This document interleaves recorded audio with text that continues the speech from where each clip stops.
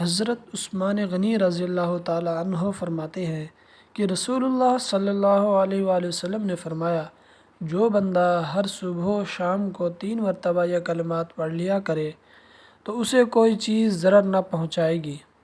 ابو داؤد شریف کی روایت میں ہے کہ صبح شام کو پڑھ لینے سے شام تک اور شام کو پڑھ لینے سے صبح تک اسے کوئی ناگہانی بلا نہ پہنچے گی۔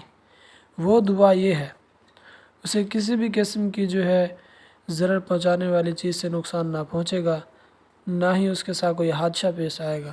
وہ یہ دعا ہے، بسم اللہ الذی لا یضر مع اسمہ شیء فی الارض ولا فی السماء وہو السمیع العلیم۔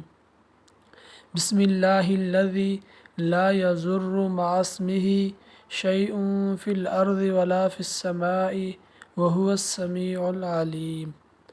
تو ہمیں یہ دعا پڑھ لینی چاہیے۔ بعض علماء فرماتے ہیں کہ موت کے علاوہ تمام مصیبتوں سے، تمام تکلیفوں سے انسان محفوظ ہو جاتا ہے اس دعا کو پڑھنے سے۔ اللہ تعالی ہمیں عمل کرنے کی توفیق عطا فرمائے، آمین۔